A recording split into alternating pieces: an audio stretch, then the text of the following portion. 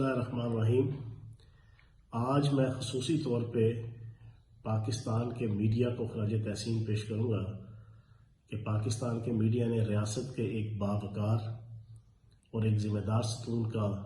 ثبوت دیتے ہوئے جس احسن طریقے سے ابھی تک کرونا وائرس کی جنگ میں حکومت کے شانہ بشانہ اپنا کردار ادا کیا ہے وہ قابل سب تحسین ہے۔ میں تمام میڈیا چینلز، اخبارات کے مالکان، ان کے ایڈیٹرز، بیورو چیفز، رپورٹرز تمام کو خراج تحسین پیش کروں گا، اور مجھے امید ہے کہ انشاءاللہ اگلے چند دن ہیں یا چند ہفتے ہیں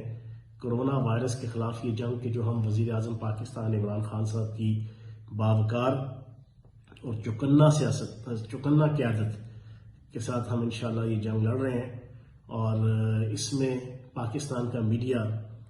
ایک بہترین انداز سے 22 کروڑ پاکستانیوں کی جان، مال، عزت اور ریاست اور پاکستان کے بقا کے لیے اپنا کردار بہترین طریقے سے ادا کرتا رہے گا۔ ایک بار پھر میں پاکستان کے میڈیا کو سلوٹ پیش کروں گا کہ اس وقت کہ جب پاکستان ایک اپنی بقا کی جنگ لڑ رہا ہے اس نے واقعتاً اپنا حق ادا کیا ہے۔ بہت شکریہ۔ کشمیریوں پر کرفیو لگانے والے بھارتی سرکار کے گھروں تک لاک ڈاؤن پہنچ گیا ہے۔ کشمیریوں کو لاک ڈاؤن کرنے والے سمجھ جائیں کہ خدا کی لاٹھی جو ہے وہ بے آواز ہوتی ہے۔ اب بی جے پی کے جو انتہا پسندوں کو احساس ہو گیا ہوگا کہ لاک ڈاؤن کیا ہوتا ہے، کیونکہ پورا بھارت اللہ تعالیٰ کی پکڑ میں ہے اور لاک ڈاؤن پر ہے۔ عالمی برادری کو اب دیکھنا پڑے گا کہ جو کشمیر کے حوالے سے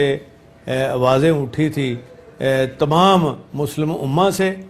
ان کو احساس ہو گیا ہوگا کہ اب بھی موقع ہے کہ وہ ان کو انصاف دلائیں اور فلسطین کے مسلمانوں کو انصاف دلائیں۔